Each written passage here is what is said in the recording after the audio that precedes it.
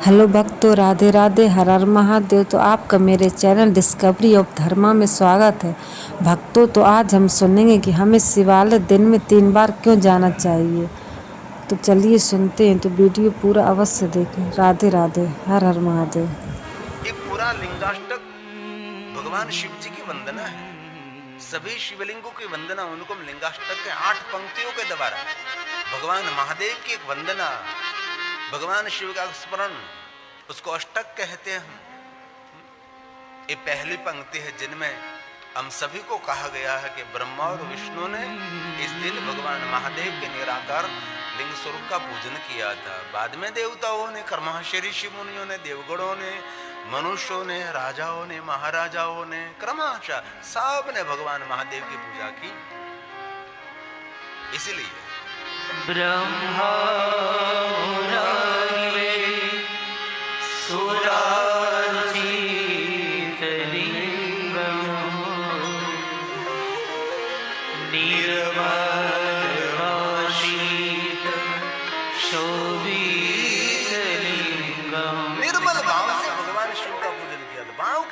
चाहिए, निर्मल होना चाहिए। आपके पास कितनी पूजा की सामग्री है और क्या क्या आप समझ लेकर बहुत वस्तु लेकर बैठे, उस पर जरूर, लेकिन भगवान महादेव के प्रति भाव हमारा क्या है, और निर्मल भाव। और जीवन में सुख और सुखी होने के लिए हमारे हृदय का भाव निर्मल होना चाहिए। निर्मल भाव से कुछ भी काम करो, इनमें परमात्मा बहुत सहाय करते हैं। इसमें हमारी कोई मलिनता नहीं होनी चाहिए। कई लोग काम करते लेकिन एक काम में उसकी मलिनता रहती है, मलिनता नहीं, निखालसता से। और जिनके साथ रहते हैं उनके साथ दिल लगाकर काम करो।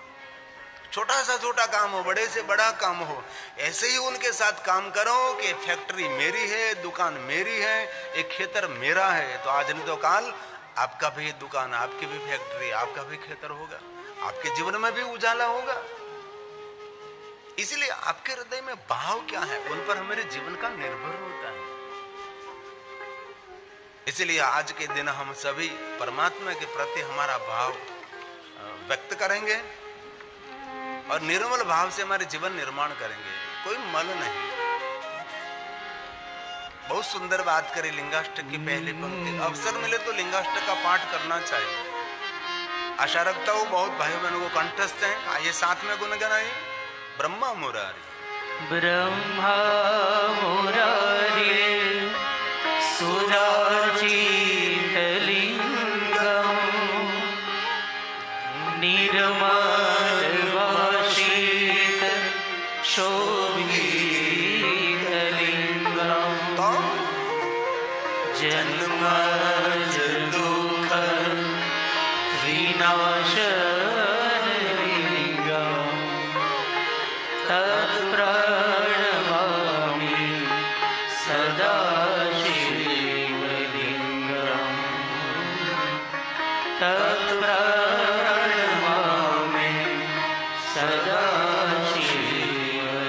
आज के दिन लिंगाष्टक का पाठ भी करना है। आज के दिन नहीं, रोज करना चाहिए। भगवान महादेव की पूजा के लिए कोई अलग अलग मंत्र स्तोत्र आपको कंठस्थ नहीं तो लिंगाष्टक बोलकर भगवान शिव का विशेष प्रकार से अभिषेक, पूजा, अर्चन, दर्शन आप कर सकते हैं। हर भगवान शिव की पूजा के लिए अष्टक, स्तोत्र, स्तवन बोले न बोले, पंचाक्षर मंत्र बोलकर भगवान शिव का पूजन कर सकते हैं। पंचाक्षर मंत्र न बोल सके तो महादेव महादेव बोलकर भगवान महादेव का पूजन कर सकते हैं। महादेव महादेव न बोलते शिव शिव बोलकर भगवान महादेव की पूजा कर सकते हैं। अरे स्वयं शिव जी ने कहा कि मौन होकर मेरे सामने कोई बैठ जाता है ना, वो भी मेरा अर्चन है, वही मेरी पूजा है। मौन होकर महादेव के सामने रहिए। और शिवालय एक मौन केंद्र है, लेकिन लोग कितने बड़बड़ाहट करते हैं। शिवालय का गर्भगृह ध्यान केंद्र है। शिवलिंग ब्रह्म बोधक है। शिवालय जाकर व्यक्ति को शांत रहना चाहिए, शोर नहीं करना चाहिए। भगवान शांति प्रिय देवता है, स्वयं शांत रहने वाला, शांति देने वाला भगवान शिव है। और मैं बहुत दिल से एक बात कहना चाहता हूं आप सभी को, कभी कहीं चैन न हो, कहीं कहीं ठीक नहीं लग रहा हो, तो शिवालय हमारे लिए श्रेष्ठ स्थान है। कभी हताशा, कभी निराशा, कभी तनावग्रस्त जीवन, कभी डिप्रेशन, कभी एंजाइटी, कुछ ऐसा लग रहा है भगवान महादेव के शिवालय, हर गांव में महादेव बैठे हैं। कोई गांव ऐसा नहीं, कोई शहर ऐसा नहीं, कोई तीर्थ ऐसा नहीं, कोई पहाड़ ऐसा नहीं, सभी जगह पर शिव जी विराजते हैं। इतने सरलता से भगवान शिव हम सभी को मिलते हैं। शहरीकरण है, वहां एक बात अलग है, शोर बकोर रहता है, लेकिन गांव में तो शिवालय कितना शांत रहता है। और कभी कभी शिवालय जाना भी चाहिए। वैसे तो शिव महापुराण ग्रंथ में कहा कि रोज 30 समय भगवान शिव जी के पास जाना चाहिए। प्रातःकाल भी भगवान महादेव के पास जाना चाहिए, मध्याह्न के भी भगवान महादेव के पास जाना चाहिए, संध्या समय भी भगवान महादेव के पास जाना चाहिए। तीनों समय शिव जी का दर्शन अवश्य करना चाहिए। भले आप शिवालय नहीं जा सकते, लेकिन आपके घर में छोटा सा मंदिर तो है ना, छोटा सा धर्म स्थान देवस्थान तो है ना, उसका दर्शन करें, रोज दर्शन करें। घर से बाहर जाओ तो अपना दर्शन करो, घर से बाहर से आओ तब भी दर्शन करो। भगवान को कहकर जाओ कि मैं जा रहा हूं और जल्दी फिर आ रहा हूं। हो सके तो 3 समय, और आज के दिन तो पूरा समय हमारा भगवान शिव के स्मरण में, भगवान शिव की याद में बीतना चाहिए। क्योंकि आज का दिन कोई सामान्य दिन तो है नहीं, आज देवताओं का पर्व है, और देवताओं का पर्व भी देवताओं का महापर्व आज महाशिवरात्रि है। इसलिए प्रातःकाल भगवान महादेव को कोई भी अवस्था में आस्था के साथ याद करना चाहिए। प्रातः काल शिवं दृष्ट्वा निशि पाप विनश्यति। सुबह में भगवान शिव जी का दर्शन करें, प्रातःकाल महादेव को याद करें, शिव जी का स्मरण करें, और मध्याह्न महादेव को याद करें, और संध्या समय, तीनों समय शिव जी की पूजा अर्चन की एक अलग से महिमा है। ये शिव महापुराण ग्रंथ का श्लोक है, इसलिए प्रातःकाल कभी भूलना नहीं चाहिए। प्रातः काल शिवं दृष्ट्वा निशि पाप विनश्यति। आजन्म कृतं मध्याह्ने सायाह्ने शतानि च।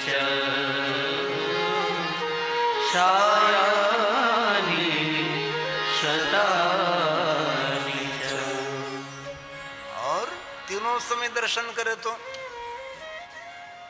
सुबह में, रात्रि में किए गए पाप को क्षमा, मध्याह्न में दिन भर किए गए, जन्म भर किए गए पापों में से छुटकारा, संध्या समय शिव दर्शन शिव स्मरण से 7 जन्म के बहुत सारे पापों में से मुक्ति।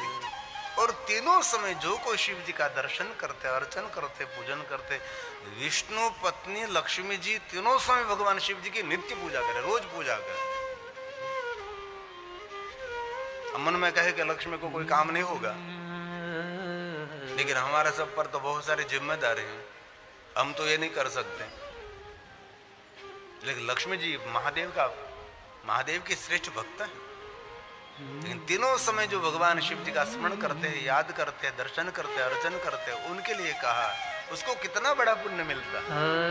मेरु कांचन दत्ता, मेरु पहाड़ जितना कोई स्वर्ण का दान करे, पुण्य जिनको एकत्र करना है, उनके लिए कितनी सरल बात है मेरे महर्षि भगवान वेद व्यास जी ने कही है। गवां कोटि शतानि करोड़ों गायों का दान 3 समय शिव दर्शन करने मात्र से, और पंचकोटि तुरंगणा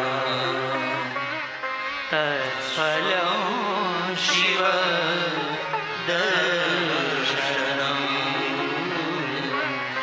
तत्फलं शिव दर्शनम्। इसी समय भगवान शिव जी फल देने वाला देवता है।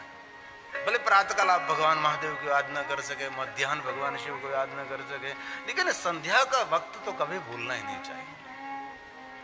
क्योंकि जीवन की संध्या को मंगलमय बनाना है तो संध्या के समय विशेष प्रकार से कोई भी स्थिति में आप ऐसा नहीं कहता कि मैं स्नान करके पलौठी वाल के त्रिपुण करके आप बैठ जाए, नहीं, ऐसा नहीं। आप कोई भी स्थिति में, ट्रेन में, प्लेन में, कहीं सफर कर रहे, काम कर रहे हैं, संध्या का वक्त हो गया, कोई भी स्थिति में भगवान को हम याद कर सकते हैं।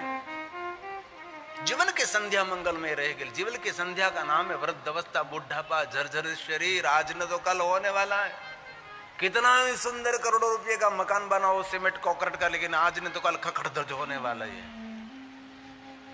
इस बात को कोई बदल नहीं सकता। वैसे ही ये भी सब कुछ आज न तो कल खखड़ दर्ज होने वाला है।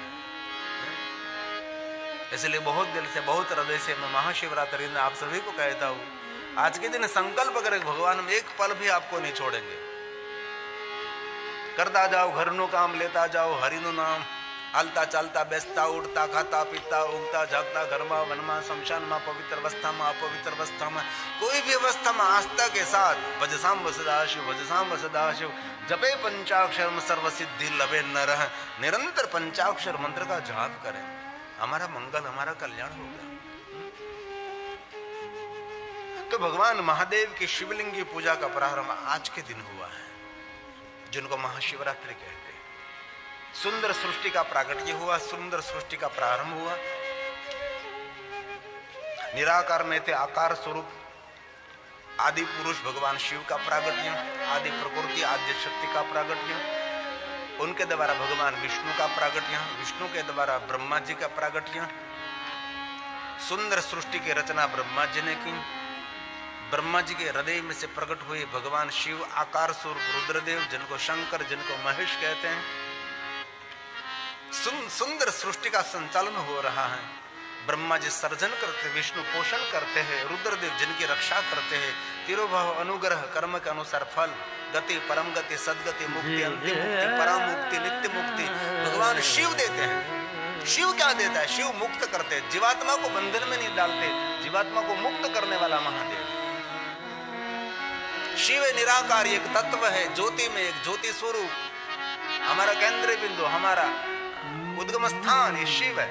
शिव में से एक ब्रह्मा, विष्णु और महेश। महेश कौन है? आकार है, अवतार है। शिव कौन है? निराकार है। इसलिए शिव जी की पूजा हम दो पद्धति से करते हैं। निराकार में हम लिंग स्वरूप का दर्शन, लिंग स्वरूप में निराकार का दर्शन करते हैं, और मूर्ति में हम अवतार स्वरूप का दर्शन करते हैं।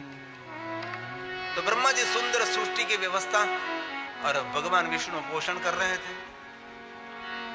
दोनों देवताओं के बीच आज कुछ भगवान शिव जी माया करने की एक सुंदर रचना कर रहे हैं। ये शिव की माया है, जो कुछ है सब कुछ उसकी माया है। शिव की माया के बिना घास का तिनका भी नहीं हिलता। हम कहते हैं मैं करे, नहीं, वो तो सब होने वाला ही था। ये महाशिवरात्रि की कथा तापी के तट पर, सूर्य नगरी सूर्यपुत्री तापी के तट पर, इस पवित्र धरा पर भगवान महादेव की कथा तो होने वाली ही थी, लेकिन आप सबको श्रवण करने का अवसर मिल रहा है, महादेव की कृपा है। और जयंती पर भावना बहन को कथा आयोजन करने का अवसर मिल रहा है, और मुझे महादेव की कथा कहने का अवसर मिल रहा है। वो नियति ने एक निर्णय लिया है, ये हमारा निर्णय नहीं है, वो तो नियति का निर्णय है, ऐसा होने वाला है।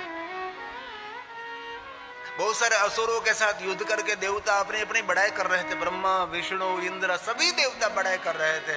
हमने ताकत लगाई लिए, असुरों को हम हरा दिया। हमने ताकत लगाई, असुरों, इंद्र बड़ाई कर रहा था, ब्रह्मा, विष्णु सभी देवता इतनी बड़ाई बड़ाई बड़ाई। और यक्ष स्वरूप भगवान वहां प्रकट हुए और कहा कि ये घास का तिनका मुझे उठाकर यहां दीजिए। इंद्र ने प्रयोग किया, घास का तिनका उठा न सका। ब्रह्मा ने, विष्णु ने, सभी देवी देवताओं ने प्रयोग किया, एक घास का तिनका इधर से उधर नहीं उठा सका। इधर से उधर घास का तिनका नहीं कर सका। एक छोटा सा पवन का झोंका आया, झोंका में ये पूरा घास का तिनका उड़ गया, अक्ष भी अदृश्य हो गया। तब इंद्र ने, ब्रह्मा ने, विष्णु ने कहा कि घास का तिनका हिलाने वाला कोई नहीं, वो तो निराकार ब्रह्म भगवान शिव है। शिव की आज्ञा के बिना कुछ हो ही नहीं सकता। जो कुछ हो रहा है उनकी आज्ञा से होता है, उनकी कृपा के बिना कुछ घास का तिनका इधर उधर नहीं हो सकता। अरे उनकी कृपा के बिना हम एक श्वास भी नहीं ले सकते। इसीलिए जो कुछ हमारा जीवन है ईश्वर कृपा आधारित है, उसकी दया करुणा के आधारित हमारा जीवन है। इसलिए परमात्मा के शरणों में निरंतर रहिए, उसके भजन में रहो। संसार तो चलता रहेगा, हजारों हजारों युग और कल्पों तक सागर में लहर उठती रही। ऐसे बहुत लोग यहाँ जन्मते रहे, मरते रहे, संसार का क्रम चलता रहा है। इनमें वही तर गए जिन्होंने भगवान शिव को याद किया, जिन्होंने महादेव का भजन किया। बाकी कौन तरा? सांप डूब गए, सांप डूब गए, कहाँ गए पता ही नहीं लगा।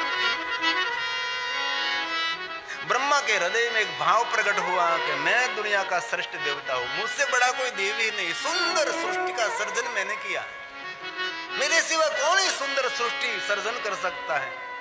मैं ही ईश्वर हूं, मैं ही भगवान हूं, ऐसा भाव प्रकट करने लगा। हूं करो ये जगनांता छटकनो वार दिन स्मान ताणे।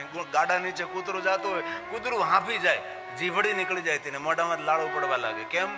कूतरा एम थे कि गाड़ू हूं चलाવું છું, ચલાવનારો કોઈ ઓર છે। તેથી જીવનમાં જે કાંઈ ઘટના બને છે ઈશ્વર આધારિત હોય છે। તેથી સારું થાય નબળું થાય એ ઈશ્વરની એક અદ્ભુત લીલા હોય છે। અને ક્યારે જીવનમાં દુઃખ આવે તો સમજી લેવું ભગવાન આપણી કોઈ પરીક્ષા કરે છે, આપણને કોઈ શીખવાડવા માટે, કોઈ આપણને કાંઈ ને કાંઈ નવો સંદેશ આપવા માટે ભગવાન આપણે કોઈ પરીક્ષા કરી રહ્યા છે। સુખ આવે તો સમજી લેવું કે અબ મારે સાવધાન રહેવાનું છે। બ્રહ્માજી અહંકારનો ભાર લઈને श्री हरि भगवान विष्णु क्षीर सागर में शयन करे छे। शांताकारम भुजग शयनम पद्मनाभम सुरेशम भगवान शिव जी समंदर में शयन करे छे। ब्रह्मा जी एवो वहम लईने गया था कि हूँ विष्णु भगवान पासे जाऊं छूं, विष्णु भगवान पोताना आसन थी उभा थशे, मने प्रणाम करशे, दंडवत प्रणाम करशे, मारी जय जयकार करशे, मारी आरती उतारशे, मारी पूजा करशे। ब्रह्माजी आओ एक वहम लेने गया है। અને बहुत एक बात को याद रखे, कहीं भी प्रसंगों में जाए मान सम्मान की अपेक्षा के कभी नहीं जाना चाहिए। जो कुछ मान सम्मान नहीं मिला तो आपकी हताशा, आपकी निराशा बढ़ने लगेगी, कभी नहीं। प्रसंगों में आप रस नहीं ले सकोगे। कोई भी विवाह प्रसंग में, कोई भी शुभ मांगल्य, कोई भी छोटे मोटे प्रसंगों में जाओ, सम्मान की अपेक्षा कभी नहीं। मिला तो ईश्वर का प्रसाद, नहीं मिला तो कोई नहीं, इसकी इच्छा। लेकिन ब्रह्मा जी इस सम्मान का भार लेकर विष्णु भगवान के पास गए कि मैं ही महान हूं। विष्णु भगवान के पास पहुंचे तो विष्णु भगवान तो बस ऐसे ही विष्णु विष धरासन, विष्णु भगवान तो ऐसे विष धरासन मतलब सर्प के शैया, ऐसे ही सोते सोते बधारिए ब्रह्मा जी ने आपका स्वागत कर, शाब्दिक सम्मान कर लिया। और बहुत लोग कथा में आते हैं, मैं मनुष्य को शाब्दिक सम्मानों से उसको संतुष्टि नहीं होती। और भगवान की कथा में तो कहीं भी जाओ सम्मान की अपेक्षा कभी नहीं रखनी चाहिए। आपके लिए 5 मिनट सम्मान का समय चला जाए, उससे तो अच्छा है कि 5 मिनट हम भगवान की कथा श्रवण कर लें, ये बड़ी बात है। लेकिन कथा में बहुत सारी ऐसी बात निरंतर रहती है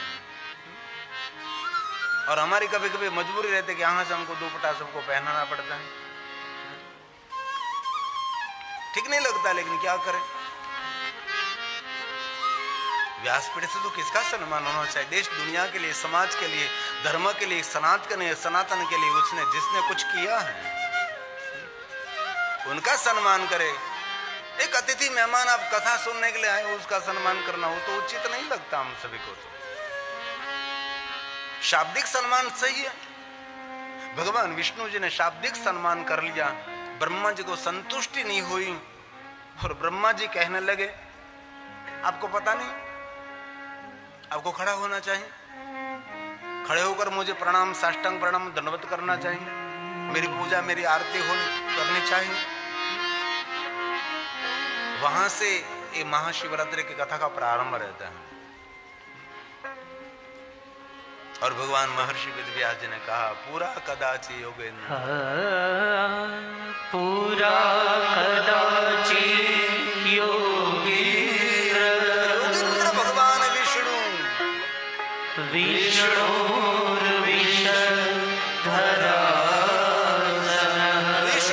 धरासन सर्प के शैया, वहां ब्रह्मा पहुंचे। सोश्या परस्या बुद्ध्या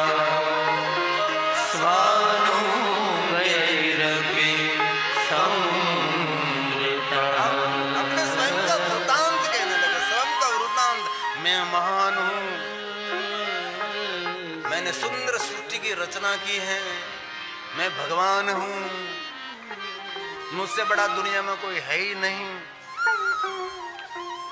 और कथा सुन के एक बात बहुत याद रखिए, बहुत सारे जीवन की बातें गोपनीय रखने में हमारा हित रहता है। आपकी रहन सहन क्या, आपके खाने पीने क्या, आपका व्यवहार क्या है, आपका बैंक बैलेंस क्या, आपके घर के व्यवहार क्या है, ज्यादातर उसको प्रकाशित मत करिए। अपने जीवन की बहुत बातें जितने गोपनीय रखिए इतने आपका हित रहेगा। ब्रह्मा जी बोलने लगे जोर जोर से, विष्णु आपको पता नहीं मैं भगवान हूं, मैंने सुंदर सृष्टि की रचना की। ऐसे अहंकार का बीज अंकुरित ब्रह्म कर हृदय में हो। अहंकार से कोई वचन आ सको नहीं जन्मा जगमा। दुनिया में कोई ऐसा व्यक्ति नहीं जिनके हृदय में अहंकार का बीज अंकुरित नहीं हुआ है, सिर्फ एक मेरे महादेव जी। शंकर भगवान का पूरा जीवन चरित्र जो महादेव ने कहीं अभिमान नहीं किया, शंकर जी ने कहीं अहंकार नहीं किया। शिव के पास सीखने की वस्तु यह है सरलता, नम्रता, विनम्रता, भोलापन महादेव में है। सबका स्वीकार, सबका सत्कार, वो शिव जी की एक अलग सी दुनिया है। सर्वगुण संपन्न मेरा महादेव, एक भी दुर्गुण शंकर जी के चरित्रों में नहीं है। गुणातीत है, गुणाधार है, गुणों का बीज है मेरा शंकर जी। ये तो लोगों ने महादेव के लिए भली बुरी बातें करके लोगों को दूर कर दिया। शंकर जी में जितने गुण है इतने गुण कोई देवताओं में नहीं मिलेगा। ये शंकर जी महादेव। गुणातीत गुणाधार, गुण बीज गुणात्मक, ये भगवान शिव, ये महादेव है, सभी गुणों का खजाना, सभी गुणों का गुणेश गुणेनाम बीज गुणेना गुरवे नमः। जितना गुणवान लोग दुनिया में सज्जन है उनके सदगुरु भगवान शिव है। जो गुणीजन है, गुणीजन जो गुणीजन है उनके गुरु कौन है? मेरा महादेव है। इसीलिए गुणेना गुरवे नमः। भगवान विष्णु ने कहा, ब्रह्मा आप ऐसे बोले क्यों बोल रहे हैं? मैं आपका पिता हूं, और पिता कोई भी अवस्था में उसको प्रणाम करना चाहिए। आप क्या बोल रहे हैं? और विष्णु भगवान ने कहा कि मैं आपका पिता हूं, तब ब्रह्मा को बहुत बहुत अंदर से अभिमान खंडित होने लगा। और ब्रह्मा ने कहा मैं महान हूं, विष्णु जी ने कहा मैं महान हूं। एक दूसरे झुके नहीं, और झुकने में कभी जीत होती है। अकड़ता तो मुर्दे की पहचान है, झुकना सीखो थोड़ा। और भगवान महर्षि वेद व्यास ने कहा, दोनों देवताओं के बीच एक वांग्मय युद्ध प्रारंभ हो। वांग्मय युद्ध शाब्दिक युद्ध, शाब्दिक युद्ध। और शाब्दिक युद्ध विराम नहीं हुआ, दोनों देवता बाहु युद्ध करने लगे। देखो तो सही, ब्रह्मा और विष्णु दोनों, एक ब्रह्मा सर्जन करता और विष्णु जी पोषण करता, दोनों देवता युद्ध करे। कैसा लग रहा है? भगवान व्यास बोले पूरा कल्प, पहले कल्प में हुआ सब कुछ, पूरा कल्पे महाकाले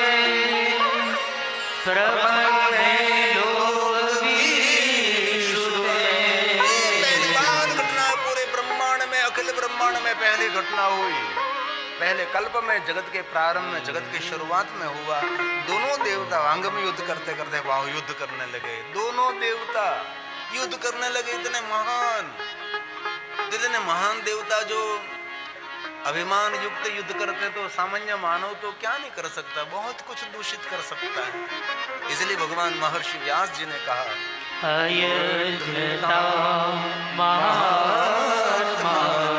सामान्य आत्मा नहीं, महान आत्मा। दुनिया में छोटा व्यक्ति कोई झगड़ो करे तो बहुत नुकसान नहीं होता, लेकिन बड़ा व्यक्ति जब झगड़ने लगते हैं तब बहुत नुकसान होता है। माता पिता झगड़ते हैं तो बच्चों को बहुत नुकसान होता है। इसलिए घर के बुजुर्ग, समाज के मुखिया को कभी कुछ ऐसा युद्ध नहीं करना चाहिए। थोड़ा सा झुककर धीरे से निकलना चाहिए। भगवान शिव जी के अभी तो शिवालय अलग से बन रहे हैं, बाकी जो प्राचीन शिवालय को हम देखा ना, तो शिवालय के गर्भगृह में प्रवेश करने के लिए झुकना पड़ता है। अभी भी दक्षिण भारत में जो प्राचीन शिवालय जीवंत हैं, उत्तर भारत में तो कुछ भी नहीं रहा, राजस्थान में कुछ नहीं रहा, गुजरात में भी बहुत कुछ खंडित कर दिया। तो भी प्राचीन जो भगवान महादेव के शिवालय है उसके गर्भगृह में जाने के लिए बहुत छोटा दरवाजा रहता है, वहां झुक कर ही जाना पड़ता है। कहीं पहले के शिवालय को देखो तो झुक कर ही जाना पड़ेगा। इसलिए महादेव कहता है कि मेरे पास पहुंचने के लिए पहला झुकना सीखो, और झुकने के बाद मेरे पास आ सकते हैं। जैसे अक्कड़ होकर आप मेरे पास नहीं आ सकते। शिवालय का सबसे बड़ा संदेश है, नंदी महाराज संदेश है, कुर्म एक संदेश है, गणेश जी एक संदेश, हनुमान जी एक संदेश है, द्वारपाली बहुत बड़ा संदेश है। शिवालय एक यंत्र भी है, शिवालय एक मंत्र भी है। लेकिन योग्य पद्धति अनुसार, सोनपुरा के मार्गदर्शन अनुसार शिवालय निर्माण करना वो बहुत बड़ी बात है। मुझे किसी विचारक ने पूछा था क्यों मंदिर बनाने की जरूरत, इतना बड़ा शिवालय बनाने में करूं। मैंने कहा है शिवालय शिव भक्तों के लिए एक मोटा बड़ा संदेश बनेगा कि उसको मूल शिवालय कहा जाता है। वैसे जैसे वैसे बना दिया किसी कॉन्ट्रैक्टर ने, किसी आर्किटेक्ट ने, ऐसा नहीं होता। उसके लिए स्पेशलिस्ट लोग होते कि कैसे शिवालय होता है। जैसे हमारा सोमनाथ महादेव का शिवालय, कैलाश मेरु शिखर प्रसाद शिवालय है। उसके गर्भगृह के सामने आप खड़े रहो नहीं तो किसी की ताकत नहीं आप दूसरा विचार कर सको। एक गर्भगृह में इतनी ऊर्जा रहती है, एक गर्भगृह की ऊर्जा से आपके सभी विचारों भगवान शिव में स्थित हो जाते। ये सोमनाथ महादेव के शिवालय के गर्भगृह की खासियत है। इसलिए मैं एक बहुत विस्तृत गुजरात का सबसे बड़ा शिवालय, जो कि मेरा पूरा जीवन निकल गया शिवालय निर्माण करने में, अभी भी ये शिवालय पूरा नहीं हो रहा है। इतना बड़ा, इतना भव्य शिवालय है जो पूरे पत्थर का है। इनमें कहीं लोहा नहीं, इनमें कहीं कुछ और नहीं, सिर्फ पत्थर का शिवालय। हजारों साल तक धरती पर रहे, हम तो नहीं रह सकते हजारों साल तक, लेकिन हजारों साल तक कोई तो कहेगा कि शिव कथा गाये के गिरी बापू थे, वो एक नमूना छोड़कर इस गुजरात में गए हैं शिवालय। ये हमारे शिव भक्तों के लिए एक बड़ा संदेश बनेगा, इसलिए हम निर्माण कर रहे हैं।